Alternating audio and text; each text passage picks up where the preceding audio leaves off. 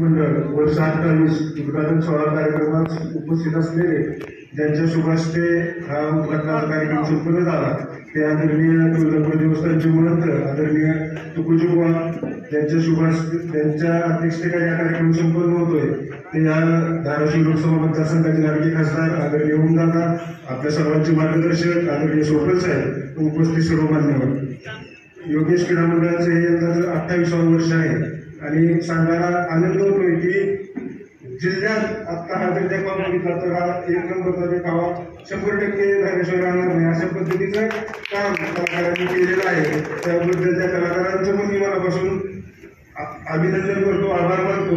आणि मंडळ दरवर्षी आदरणीय साहेबांच्या वाढदिवसानिमित्त रक्तदान शिबिर असेल, आरोग्य शिबिर असतील, त्याचप्रमाणे अनेक सामाजिक कार्यक्रम घेत असतं आणि आम्ही अशी जी परंपरा पुढे कायम ठेवू एवढंच या निमित्ताने सांगतो आणि माझे प्रस्ताव संपवतो। जय महाराष्ट्र।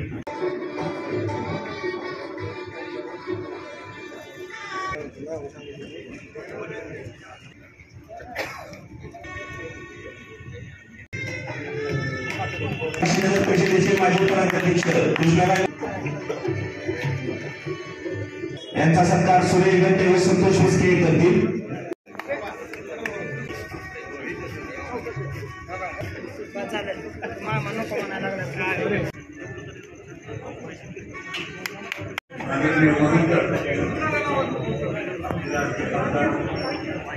ओमराजे लाडक्या अमरावती उपस्थित मान्यवर बंधूंनी आपला जास्त वेळ घेत नाही पण गणपतीला छोट्याशा 2 कथा सांगतो। गणपतीची जन्माची कथा आपल्याला सगळ्यांना माहिती आहे पण एकदा गणपती आणि कार्तिकेय यांच्यामध्ये स्पर्धा ठरली की जगाचे 3 फेऱ्या कोण लवकर मारते। कार्तिकेय फेरीला निघाले, गणेशाने आपल्या आई वडिलांनाच 3 फेऱ्या मारल्या आणि सांगितलं जगाची माझी फेरी पूर्ण झाली। आई वडिलांना दररोज मारणारे गणेशाला एकदा व्यासाने सांगितलं की महाभारत तुम्ही लिहायचं आणि तुम्ही सांगायचं आणि मी लिहून घ्यायचं। गणेश म्हणाले मी सांगतो पण मी थांबणार नाही म्हणे आणि त्यांनी चिकाटीने सांगितलं आणि व्यासाने लिहून घेतलं। ते महाभारताचे आद्य उद्घाटक किंवा लेखक गणेश आहे। एकदा सरस्वती आणि लक्ष्मी यांचा वाद सुरू झाला, संपत्ती श्रेष्ठ का ज्ञान श्रेष्ठ, जजमेंट कुणी द्यायचं तर म्हणजे गणपती जज। गणपतीने सांगितलं संपत्तीशिवाय ज्ञानाला काही किंमत नाही आणि ज्ञानाशिवाय संपत्तीला टिकाव धरता येत नाही, ज्ञानाशिवाय संपत्ती टिकू शकत नाही। अशा खूप कथा आहेत, सांगत बसून खूप वेळ जाईल। जाता जाता माझ्या योग मित्रांना एवढं सांगतो की माझी ABCD लक्षात ठेवा। A, away from anxiety, B, away from water, C, away from cigarette, D, diet, E, exercise आणि F, friends. A man is known by his company he friends. He keeps man is known by his company he keeps. मैत्री असं आहे, आमची किती मैत्री आहे, 70 वर्ष झालं सोपं झालं आहे आमची मैत्री। वाटतं त्याने अजून तुम्ही पुन्हा एकत्र याला मैत्री म्हणायचं, स्वार्थासाठी मैत्री कधी करायची नाही। आम्ही कॉलेजच्या जीवनापासून मित्र आहोत आणि अशा ह्या सर्व तुम्हाला लोकांना एक गोष्ट सांगून संपवून छोटी गोष्ट सांगतो, अतिशय अर्थपूर्ण आहे, आपल्याला उपयोग आहे। रावण मृत्यूशयावर पडला होता आणि रामाने लक्ष्मणाला सांगितलं की त्याला जाऊन भेट। लक्ष्मण म्हणाला आपण त्याला मारलंय, तो आता मरणार आहे, कशाला वाटायचं। राम म्हणे जाऊन भेट। लक्ष्मण गेले आणि रावणाच्या डोक्याशिवाय उभे राहिले। रावणाने पाहिलं, त्यांना ओळखता आलं, ते म्हणजे रामाने तुला पाठवलं ना? हो म्हणजे पाठवलं। म्हणजे आता मी मरायला आलो, मी काय सांगणार तुला? नाही थोडं काहीतरी उद्देश द्या म्हणजे जाता जाता मला रामाने पाठवलंय। पण रावणाने त्याला 4 गोष्टी सांगितल्या, लक्षात ठेवा तुम्ही सुद्धा जीवनामध्ये सगळ्या मंडळी। तर रावण म्हणाला पहिली गोष्ट म्हणजे नम्रता, तू आला आणि माझ्या डोक्याकडे उभं राहिला म्हणजे पायाकडे उभं राहिलं नाही, नम्रता पाहिजे म्हणजे। दुसरी गोष्ट, कुठलीही गोष्ट चांगली करायची म्हणली की तात्काळ लगेच करू का नको, देऊ का नको असं नाही, तात्काळ ती करायची। आणि तिसरी गोष्ट सांगितली अहंकार सोडला पाहिजे, या अहंकाराला माझं वाटलं जरा असं रावण म्हणाले। आणि चौथी गोष्ट, कोणताही निर्णय घ्यायचा असतील तर 4 चौघांना विचारून निर्णय घ्या, निर्णय थोडीच घ्या पण 4 चौघांना विचारून घ्या असं रावणाने लक्ष्मणाला सांगितलं आणि आपला प्राण सोडला। तर मी एवढंच आपल्याला सांगतो, आपल्या सर्व कार्यकर्त्यांना उदंड आयुष्य उत्तम आरोग्य लाभो अशी भगवंताच्या प्रार्थना करतो. व्यसनापासून आपण खूप दूर राहू अशी भगवंतासाठी प्रार्थना करतो. आणि आपले नेते माजी मंत्री दिलीप सोपन आणि ओमराजेंना उत्तर चांगली पदं मिळत जावं अशी गणेशसाठी प्रार्थना करतो. जय हिंद, जय महाराष्ट्र. योगेश कला व क्रीडा सांस्कृतिक मंडळाच्या वतीने खूप छान असा देखावा साकारलाय. त्या देखाव्याच्या उद्घाटन प्रसंगी आजचे आपल्या कार्यक्रमाचे प्रमुख आणि अध्यक्ष तुळजापूर देवस्थानचे मुख्य महंत, त्याचबरोबर आपल्या लाडके खासदार ओमदादा निंबाळकर, आपल्या सर्वांचे लाडके नेते आदरणीय सोपल साहेब आणि उपस्थित सर्व सर्व मार्गदर्शक मंडळी आणि सर्व उपस्थित सर्व मंडळातील कार्यकर्ते आणि सोपल प्रेम करणारे सर्वांना नमस्कार. गेल्या 2-3 दिवसाअगोदर गणपतीचं आगमन झालंय. आपण आपल्या घरी सर्वांनी बाप्पांचं आगमन स्वागत केलंय. आणि गणपती आल्यावर घरात एक प्रसन्न वातावरण असतं. त्याचं कारणही असं की वेदांमध्ये किंवा उपनिषदांमध्ये आपल्या गणरायांचा उल्लेख येत नाही. गणपती हे आपल्या देवी परंपरेतले देव म्हणून आपण म्हणतो. आपण देवी परंपरा म्हणले की ते माया आली, करुणा आली, सर्व अशा भावांनी सकारात्मक ऊर्जेने भरलेला हा सण. आणि अशा सणाचंच निमित्त साधून सर्वजण आपण एकत्र येतो, सर्वांचं विचारांची देवाणघेवाण करतो. आणि अशाच एक छान उपक्रम आपल्या मंडळाच्या वतीने देखावा आपण साकारतोय. त्यानिमित्त सर्वजण एकत्र आलेत. सर्वांना मनापासून खूप खूप शुभेच्छा येतो. आज प्रमुख एवढे मोठे पाहुणे आपल्यासोबत आहेत. सगळ्यांना उत्तम आरोग्य लाभावं हीच आपण गणरायाची प्रार्थना करतो. विघ्नार्थ आपण म्हणतो की आपण जेवढे काही विघ्न असतील आपल्या पार्श्वीवर आलेले ते विघ्न पण आपल्याला सर्वांना मिळून साईडला करायचं आहे. गणपतीकडे आपण ही प्रार्थना करूयात. आणि गेल्या 28 वर्षापासून योगेश कला व क्रीडा मंडळ एवढं छान उपक्रम दरवर्षी घेत आहे. आणि सगळे तुम्ही तरुण 28 वर्षाचे जेवढे आज ते आहेत सर्वजण उपस्थित, एक सोपल साहेबांना एक पितृतुल्य व्यक्तिमत्व म्हणून मानणारे सर्वजण एकत्र आले. अशा चांगल्या लोकांनी मिळून जेव्हा चांगले लोक एकत्र येतात तेव्हा उपक्रम आणि कार्यक्रमही चांगलेच होतात. त्यामुळे असे सर्व चांगले लोक एकत्र आहेत. आणि असेच इथून पुढेही तुम्ही असंच एकोपा सगळ्या टिकून ठेवणार आहेत. मी सर्वांना मंडळाच्या सर्वच पदाधिकाऱ्यांना ज्यांनी खूप कष्ट घेतले कार्यक्रम यशस्वी करण्यासाठी, एवढं छान सुंदर देखावा साकारण्यासाठी सर्वांना खूप खूप शुभेच्छा येतो. आणि आपण बोलवलं, मान सन्मान दिलात त्याबद्दल सर्वांच्या वतीने मी आभार मानतो. धन्यवाद. प्रकाश दिवट्या मशालीचा, गोंधळाला उभा गोंधळी भवानीचा. आणि साक्षात भवानींनी आशीर्वाद दिला, बार्शीवरचं संकट दूर केलं. आणि त्याच भवानीचं, आई तुळजाभवानीचं प्रतिकृती, मंदिराची प्रतिकृती आपण आज या ठिकाणी उभी केलेली आहे. साक्षात भगवंताच्या नगरीत आई तुळजाभवानी आल्यासारखं या ठिकाणी वाटत आहे. ती मॅच मधला मेन बॅट्समन आहे ती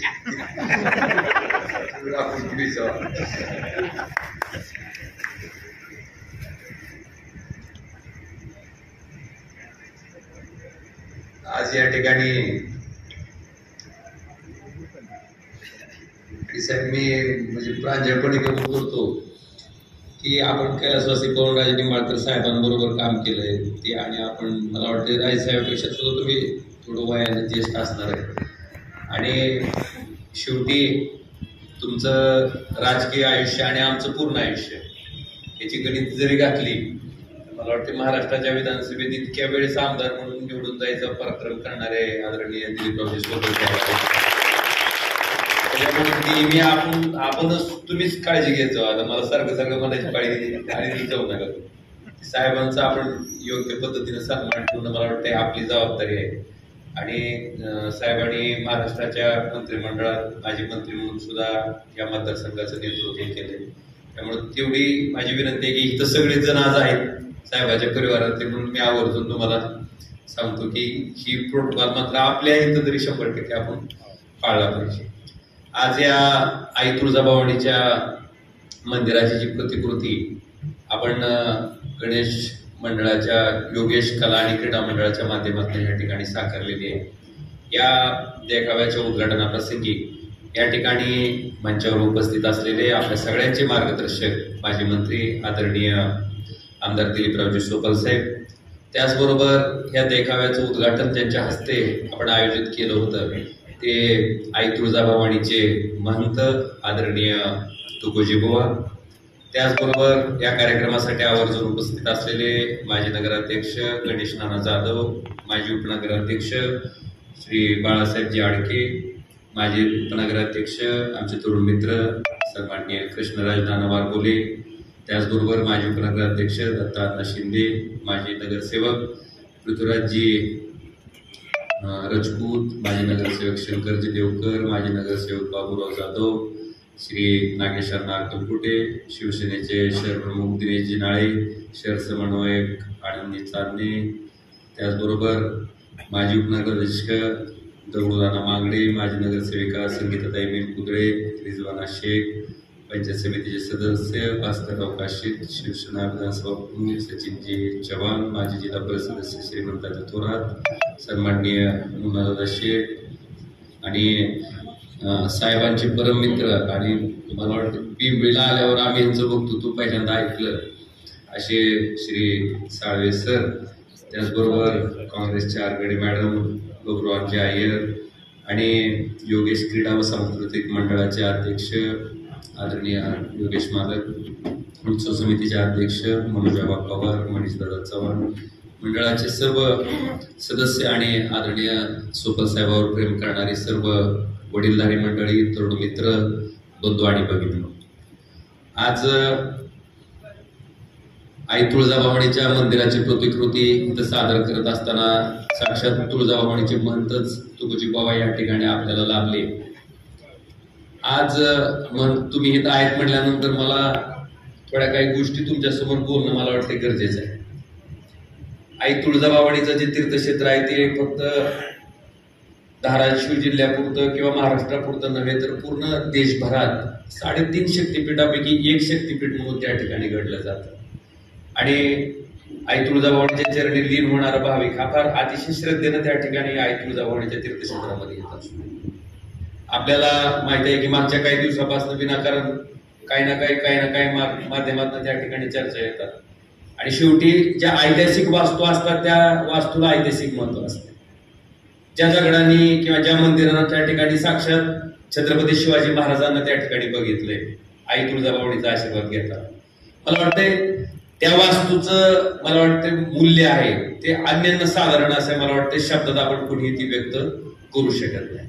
आणि त्याच्यामुळं आई तुळजाभवानीवर श्रद्धा असणाऱ्या प्रत्येक भाविकाची आणि मी सुद्धा खासदार म्हणून नाही पण एक आई तुळजाभवानीचा भक्त म्हणून त्या ठिकाणी मला सुद्धा वाटतंय की आईचं तुळजाभवानीचं जे मंदिर आहे ते त्या ठिकाणी आहे त्या स्वरूपात आहे त्या पद्धतीने त्या ठिकाणी असणं गरजेचं आहे. त्याच्याबद्दल कुणाचंही दुमत नाही. ठीक आहे, आम्ही राजकारणी मंडळ आहेत, राजकारण आम्हाला करायला 5 वर्ष पडलेले तर आम्ही रोज करत बसू. पण मला वाटतं अशा ठिकाणी अशा क्षेत्राच्या बाबतीत मात्र मला वाटतं तुम्ही त्या ठिकाणी वडिलकीचा अधिकार त्या ठिकाणी तुमचा मोठा अधिकार त्या ठिकाणी वापरणं गरजेचं आहे आणि तुम्ही सांगणं गरजेचं आहे सगळ्यांचीच कान धरून की बाबा हे योग्य आहे हे अयोग्य आहे आणि जे योग्य आहे त्याला योग्य म्हणून त्या ठिकाणी पुढे जाणं सुद्धा तितकंच महत्वाचं आहे, गरजेचं आहे. साळवे सरांनी सांगितलं की आपण नेहमी इतिहासावरनं आपल्यात सुधारणा करणं गरजेचे असते. आता तुम्ही रावणाची गोष्ट सांगितली अहंकार, पण काय साळवे सर ही कलियुग आहे. माणसाला काय ती कितीही इतिहास वाचला आणि काही बी वाचला तर ती माणूस काय सुधारायला तयारच होत नाही. थोडं खिशात काय आलं आणि थोडं काय आपल्याला परमेश्वराच्या कृपेने मिळालं की आपणच स्वयंभू झालो, सर्वस्व झालं आणि सगळे आपल्या आधिपत्याखाली आले अशी भावना काही मंडळीची होती. आणि मला वाटतंय जिथं अहंकार त्या ठिकाणी सुरू होतो, जिथं गर्व त्या ठिकाणी होतो, मला वाटतं तिथं खऱ्या अर्थानं विनाशाला सुरुवात असते. ती वाटचाल ही 100% विनाशाकडे असते. शेवटी या क्षेत्रामध्ये आपण काम करणारी मंडळी जी आहेत या मंडळींचं सगळ्यात मोठं ही जी आहे ती टीम वर्क असते. आपल्या सगळ्यांच्या सहकार्यानं, आपल्या सगळ्यांच्या साक्षीनं आणि जनतेच्या आशीर्वादानं ही उचललेलं आपण शिवधनुष्य असतं. आपण त्या पद्धतीचं काम करणं, समर्पित होऊन काम करणं आणि अतिशय प्रामाणिकपणे काम करणं मला वाटतं त्या ठिकाणी तितकंच महत्वाचं आहे. आणि आपण आई तुळजाभवानीच्या तीर्थक्षेत्रात राहणारी मंडळ आहेत, भगवंताच्या पदस्पर्शानं पावन राहणाऱ्या भूमीत आपण काम करणारी मंडळ आहेत. त्यामुळे सगळ्यात आधी जर आपण कशाला मांडलं पाहिजे तर आपल्या कर्माला मांडलं पाहिजे. कारण कर्म हे कधीही कुणालाही चुकत नाही. चांगलं केलं तर 100% आपल्या नशिबाला चांगलंच येते आणि वाईट जर केलं तर आपल्याला ते भोगायला. आता बरीच माणसं म्हणतात की गंगेत उडी मारली की धुवून जाते, काय धुवून जात नाही, अजिबात धुवून जात नाही. तुम्हाला केलेल्या कर्माचा हिशोब हा द्यावाच लागतो आणि ती माणसानं घाबरावं कशाला? माणसानं काम करत असताना जर कशाला भ्यावं तर कर्माला भ्यावं. आपल्याकडे अधिकार आहेत, आपल्याकडे सत्ता आहे, आपल्याकडे शक्ती आहे, म्हणून त्या शक्तीचा वापर आपण जर गोरगरीब माणसाच्या विरुद्ध, सामान्य माणसाच्या विरुद्ध, ज्याच्यात क्षमता नाही त्याला जर चिरडून टाकण्यासाठी करत असू तर मला वाटतंय आपल्याला सुद्धा परमेश्वर एक ना एक दिवस अशी वेळ आणत असतो की त्या कर्माची फळं आपल्याला भोगावी लागतात. आणि म्हणून ज्या खास करून अधिकारावर बसणाऱ्या माणसानं, ज्याच्याकडे पूर्ण शक्ती आहे, ताकद आहे, देवाच्या आशीर्वादाने मिळालेली ताकद आहे, जनतेच्या आशीर्वादाने मिळालेली शक्ती आहे, त्या शक्तीचा उपयोग सुद्धा चांगल्या मार्गानं, चांगल्या कामासाठी, चांगल्या गोष्टीसाठी करणं ही प्रत्येकाची जबाबदारी आहे. आणि मला वाटतंय महंत, आपण जर आपल्या कर्माला साक्षी ठेवून त्या ठिकाणी काम करायला सुरुवात केली तर मला वाटतं जगात कुठल्याही कोर्ट कचेरीची गरज पडणार नाही. माणसानं कर्माला जर बघायला चालू केलं तर पुन्हा जगात कुठल्याच गोष्टी, पुन्हा पोलीस स्टेशन लागेल ना, कोर्ट लागेल ना, काही नाही. कारण केलेलं कर्म हे आपल्याला माहित असतंय योग्य आहे का अयोग्य आहे, आणि ते 100% आपलं मन आपल्याला साक्षी देत असतंय की केलेलं योग्य असेल तर त्या ठिकाणी समाधान व्यक्त होते, केलेलं अयोग्य असेल तर ते मनाला कायम उचत राहतंय. मला वाटतं इतका जरी सहृदयपणा आपण जपला तर निश्चितपणे आपण आलेल्या आयुष्याचं सार्थक झाल्याशिवाय राहत नाही. आज आई तुळजाभवानीचं मंदिरची प्रतिकृती तुम्ही अतिशय उत्तम पद्धतीने या ठिकाणी साकारली, आणि ही प्रतिकृती साकारत असताना आपल्या सगळ्याच्या माध्यमातून मंडळाच्या सगळ्या कार्यकर्त्यांनी अगदी दिवस रात्र एक करून अतिशय उत्तम अशा पद्धतीची आई तुळजाभवानीच्या मंदिराची प्रतिकृती, आई तुळजाभवानीची त्या ठिकाणी मूर्ती आपण अगदी हुबेहूब आहेत तशी साक्षात तुळजाभवानीच्या मंदिरात गेल्याच्या नंतर जी आपल्याला भावना होती तोच भाव मला वाटतं या देखावाच्या माध्यमातून तुम्ही बार्शीकरांच्या सेवेत उपलब्ध करून दिला. त्याच्याबद्दल आपलं सुद्धा मनापासून या ठिकाणी हार्दिक असं अभिनंदन करतो. आणि 100% अतिशय उत्तम असा देखावा आहे आणि आपला नंबर पहिला आल्याशिवाय त्या ठिकाणी राहणार नाही हे सुद्धा मी आवर्जून या कार्यक्रमाच्या निमित्तानं सांगतो. साहेब, अजून एक गोष्टीचा मात्र मला इथं आवर्जून उल्लेख करावासा वाटतोय की म्हणजे इतक्या मोठ्या प्रमाणात पाऊस कधी ह्या महिन्यात आपल्या भागात पडल्यानंतर मला म्हणजे साहेबांचं माझ्यापेक्षा भरपूर त्यांचा अनुभव आहे. इतका मोठा पाऊस कधी पडलेला त्या ठिकाणी कधी बघायला मिळाला नाही. तर साहेब, दुर्दैव असं आहे की सरकारचं पर्जन्यमापक यंत्रात जोपर्यंत 65 mm पुढे जात नाही तोपर्यंत ती सरकार काही मान्य करायला तयार होत नाही की 65 mm पुढे पाऊस पडलाय. साळवे सर, खरंच एक गंमतदार किस्सा आहे. मी नाव सांगत नाही मंत्री महोदयाचं, पण मला त्यांनी सांगितलं साहेब की जळगाव मध्ये केळीचा विम्यामध्ये समावेश केला आणि विमा मिळवण्यासाठी केळीला काही ट्रिगर दिले होते. त्याच्यात त्यांनी सांगितलं होतं की थंडी आली तर 5 डिग्रीच्या खाली तापमान दिलं की ती ट्रिगर हिट व्हायचा आणि विमा देणं कंपनीला बंधनकारक असायचं. आणि उन्हाळ्यात 45 डिग्रीच्या पुढे तापमान जर गेलं तर त्या ठिकाणी विमा कंपनीला नुकसान झालंय असं समजून त्या ठिकाणी ट्रिगर हिट झाल्यामुळं नुकसान भरपाई देणं त्या ठिकाणी क्रमप्राप्त होतं. त्याने आम्हाला असं सांगितलं की म्हणले ही शासनाचं मापक कसं असते बघा, मग विमा प्रचंड प्रमाणात मिळायचा. मग आम्ही खासगीत बसल्यावर चर्चा केली, म्हणले ही कसं काय शक्य आहे? म्हणले लय सोपं आहे. म्हणले कसं? म्हणलं ती मंडळातला पाऊस पडलेला एका पर्जन्यमापकानं मापायचं पुन्हा सांगायचं की ही सगळीकडे पाऊस पडला, हे कसं काय शक्य आहे? म्हणलं कारण बैलाच्या एका शिंगावर पाऊस आहे तर दुसऱ्या शिंगावर पाऊस नाही, इतकी विदारक परिस्थिती असते. तसं नाही म्हणले, आमच्याकडे काय करते, काय कशावर हिट होत आहे म्हणले, जसं टेम्परेचर खाली जायला चालू होतंय म्हणले 5 डिग्री 6 डिग्री, मग 6 डिग्रीच्या खाली काही जायला गेलं म्हणले त्याच्या शेजारी आम्ही बर्फ नेऊन ठेवतो, गेलं 5च्या खाली. आणि म्हणलं तापमानाच्या वेळेस, म्हणले तापमान ज्यावेळेस 45च्या पुढे जायला तयारच होत नाही मग आम्ही जाळ लावतो. अशी म्हणून मग अशी मी एका तहसीलदारला विचारलं नेमकं कुठं बसवलं आम्ही, पाणी जर बदलं तर चलन का? म्हणलं 65 mm. खरंच अशी परिस्थिती. आणि साहेब, मला वाटतं तुम्ही मंत्रिमंडळात काम केलंय, प्रत्यक्ष झालेल्या नुकसानीचा आढावा घेऊन त्या ठिकाणी नुकसान भरपाई करणं त्या ठिकाणी सरकार म्हणून आपण क्रमप्राप्त. केवळ 65 mm पाऊस पडला तरच तुला मदत, आणि 65 mm पेक्षा कमी पडलं तर बघ तुझा रस्ता. मला वाटतं हे अतिशय चुकीचे निकष आहेत आणि शेतकऱ्यावर अन्याय करणारे आहेत, अन्यायकारक आहेत. मला वाटतं त्याच्यात सुद्धा मोठ्या प्रमाणात सुधारणा. खऱ्या अर्थानं ही एनडीआरएफचे निकष आहेत, त्यामुळे केंद्र सरकारची आधीची जबाबदारी आहे की त्याच्यात बदल करणं गरजेचं आहे. साहेब, मी प्रायव्हेट मेंबर बिलाच्या माध्यमातून सुद्धा त्या ठिकाणी दुरुस्त्या सुचवल्या की एनडीआरएफचे निकष जे तुम्ही अशा पद्धतीने क्लिष्ट केलेले आहेत ते निकष बदला, किंवा आम्ही त्याला दुसरी सूचना दिली की तुमचं वेदर स्टेशन फक्त तुम्ही मंडळात एका ठिकाणी लावण्यापेक्षा प्रत्येक गावोगाव एका गावात 3-4 ठिकाणी, आता एखादा मोठं गाव असेल तर मोठा शिवार त्या गावाचा असतंय, तर त्या प्रत्येक शिवारात त्या ठिकाणी तुम्ही वेदर स्टेशन लावा. अशा प्रकारची मागणी त्या ठिकाणी सरकारला केली, जेणेकरून खरंच नुकसान झालेल्या शेतकऱ्याला त्या ठिकाणी भरपाई देणं शक्य होईल. इतकंच मला वाटतंय हा विषय मला तुमच्या सगळ्यांच्या समोर मांडायचा होता. आज गणरायाचं आगमन होतंय.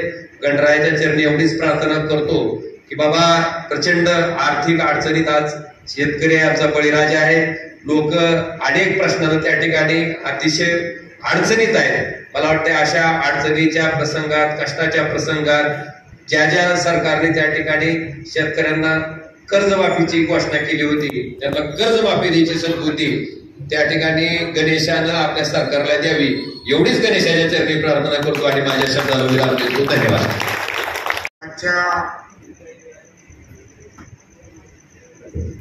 ते आपल्या क्रीडा मंडळाच्या देखाव्याचं उद्घाटन करण्यासाठी उपस्थित असलेले प्रमुख पाहुणे, आई तुळजाभवानी देवस्थान तुळजापूरचे महंत आदरणीय तुकोजीबुवा, कार्यक्रमाचे अध्यक्ष, आपल्या भागाचे खासदार सन्माननीय ओमराजे निंबाळकर,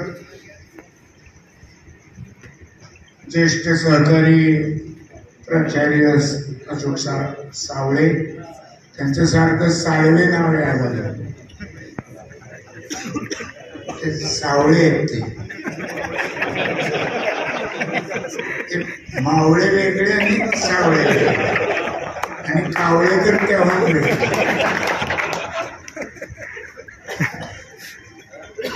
त्याचबरोबर माजी उपनगराध्यक्ष कृष्णराज बाळगुले, नागेशर नागपूरकोटे, गणेश नाना जाधव, दगडू नाना मांगडे, माजी उपनगराध्यक्ष बाळासाहेब आडके, दत्तांना शिंदे, काँग्रेसच्या पदाधिकारी, सौभाग्यवती आरगडेताई, माजी नगरसेविका सन्माननीय मेनकुदळेताई, माजी नगरसेविका सन्माननीय रिजवानाताई, माजी पंचायत समिती मेंबर, माझे सहकारी श्री भास्करराव काशी, जिल्हा परिषदेचे माजी सदस्य सन्माननीय आमचे मालवंडीचे श्रीमंत तात्या थोरात,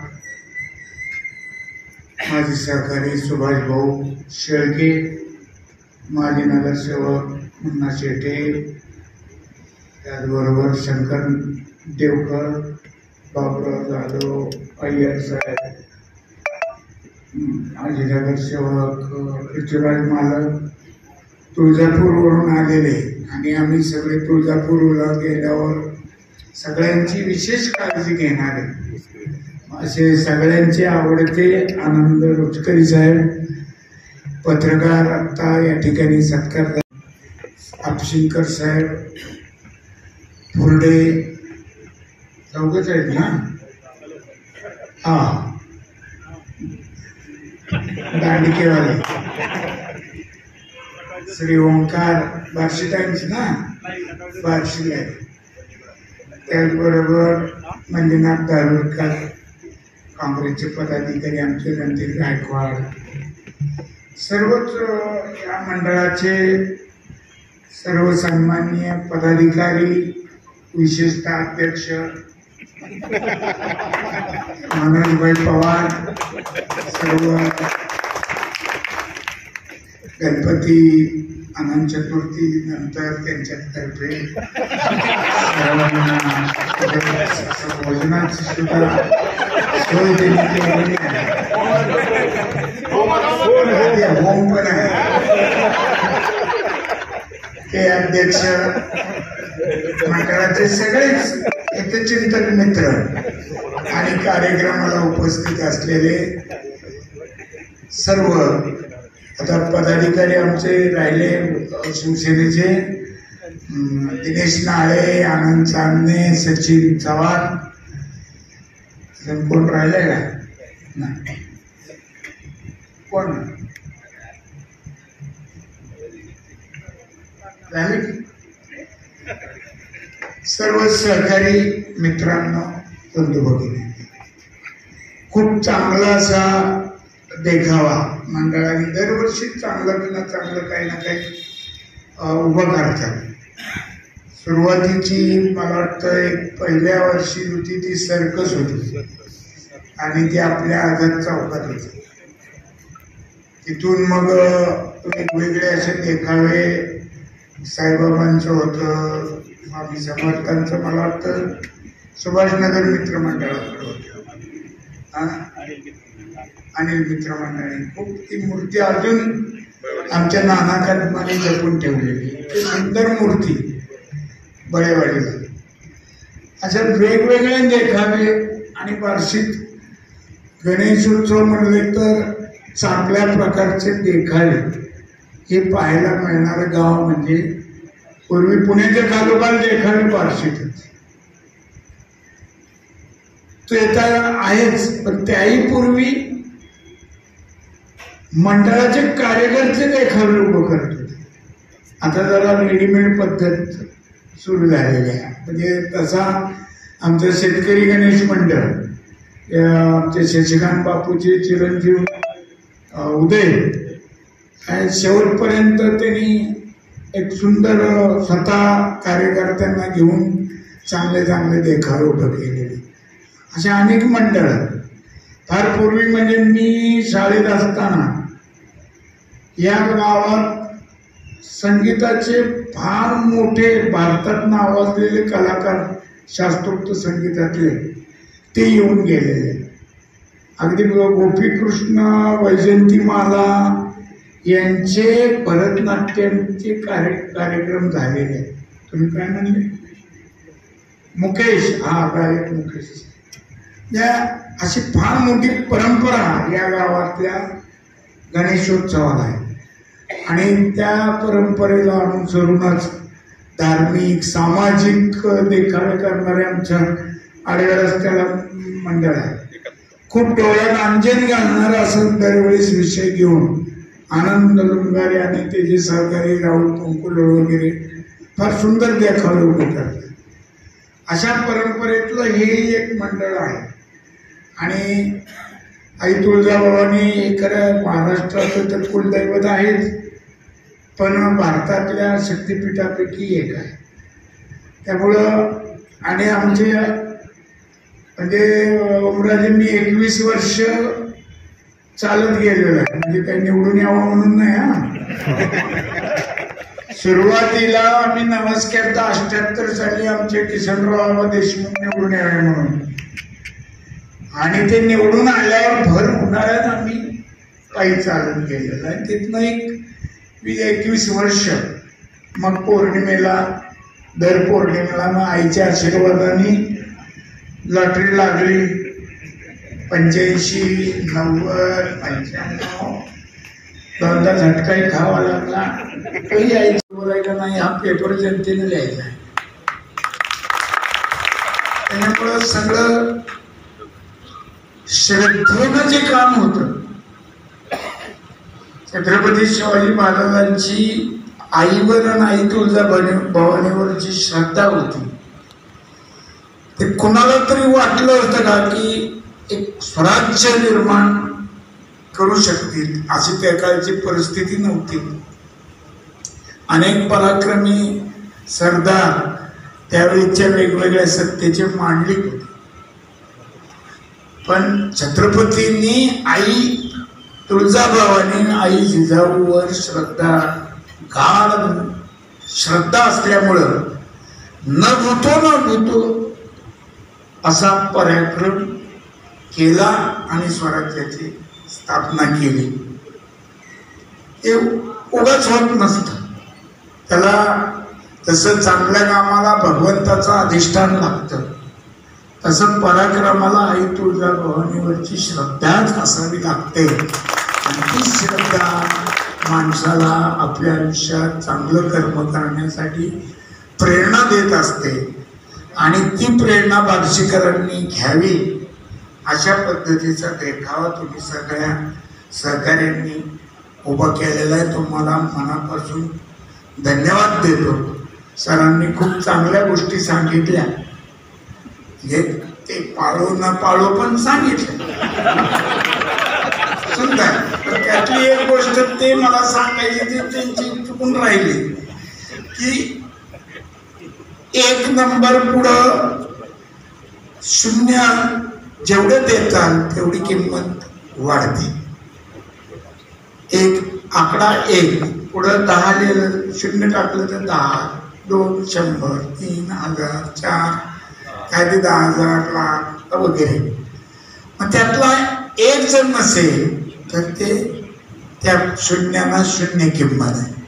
तर तो 1 म्हणजे काय तर हेल्थ, आरोग्य आहे आपलं.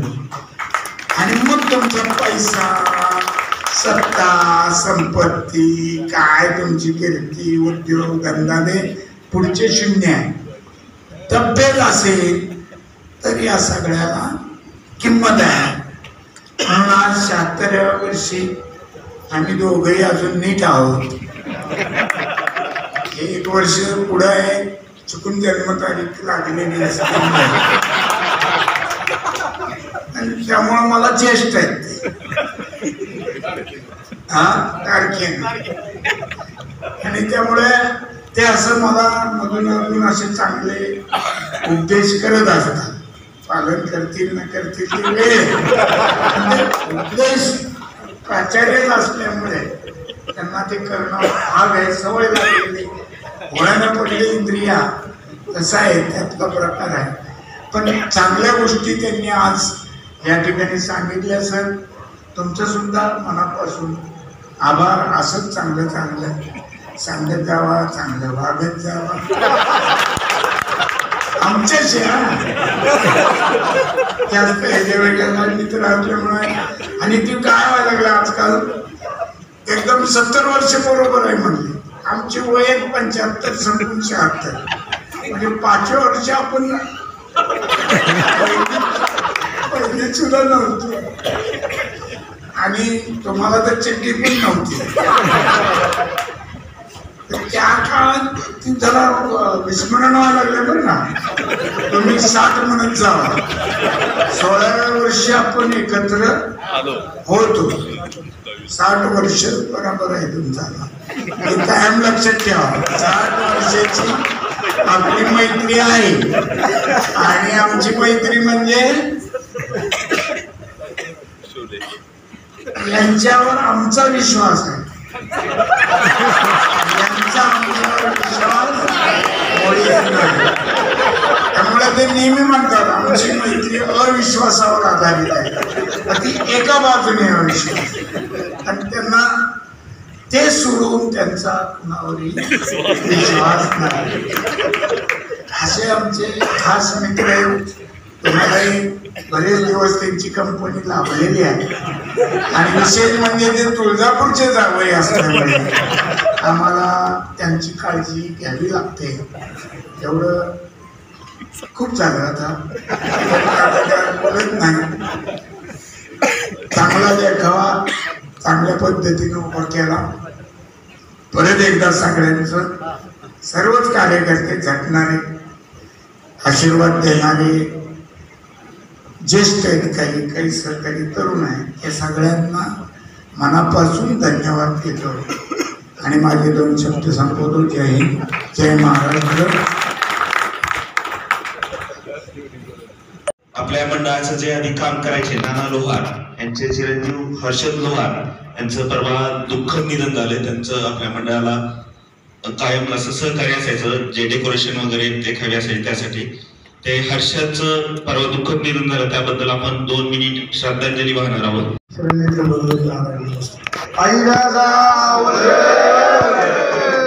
सन्माननीय व्यासपीठ आवडतो पत्रकार बंधू, महिला वर्ग आणि वेळात वेळ काढून आल्याबद्दल सर्व नागरिकांचं आणि सर्वांचं मी मंडळाच्या वतीनं अध्यक्षांना आभार मानतो.